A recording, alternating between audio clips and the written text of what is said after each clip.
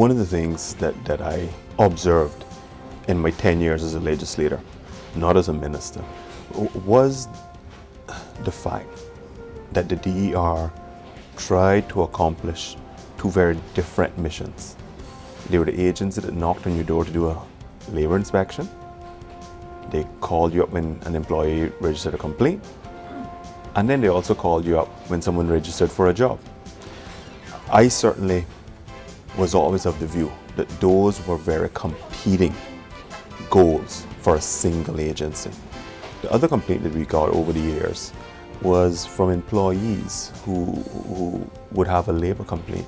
And most of the time, if you had a labor complaint and certainly a pensions complaint, the two would go hand in hand.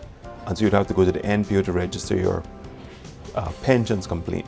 You'd have to go to DER for your labor complaint. So the one-stop shop idea is something that I believed in for many, many years, and I think it's going to be very beneficial to employees as they access what we like to call labor justice and access their rights under employment legislation.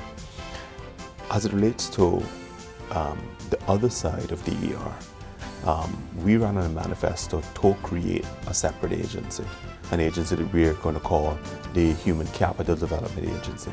The major differences that we're going to have between the new organization, the new agency, HCDA, and the existing DER is going to be really maybe coming from more from the strategic perspective. I think that we will have more of a strategic direction. We didn't really have much of a focus on human capital development before. A lot of the work that was done was really just trying to get people into a job, right? What we're looking at now is trying to make sure that not only do we get people skilled to get them into the jobs, but also that we're helping people who are in jobs to move upwards. We're really looking at lifelong learning and all those things that really a modern economy, a modern workforce really needs. That ability to keep on taking on new information and being adaptable so that you can be the best workforce that we've got going. It's looking at a number of different areas from the perspective of an employee or a potential employee.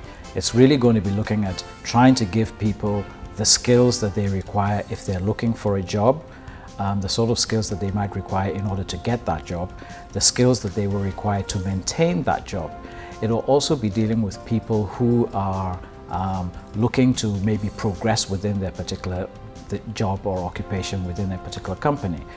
So it's not just going to be focusing on, say, people who are job seeking or unemployed. It's going to be dealing with the whole spectrum of the workforce.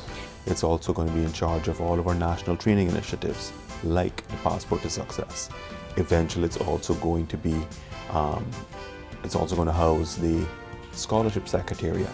And then, last but by no means least, it's going to have the research and statistics arm that actually informs government about labor, the labor market, and what really we should be doing strategically in terms of scholarships, training, work permits in the country to provide better opportunities for Caymanians. The Human Capital Development Agency is going to have a very, very important mandate. Its mandate is to look nationally at the labor market, look individually at people, and ensure that our training, scholarship, policies are all aligned with our national needs. The fact of the matter is we spend a lot of money, but we're not being very strategic. And so we need to be much more strategic about how we develop our people, how we assist our people in developing not only for today's job market, but for the jobs of tomorrow as well.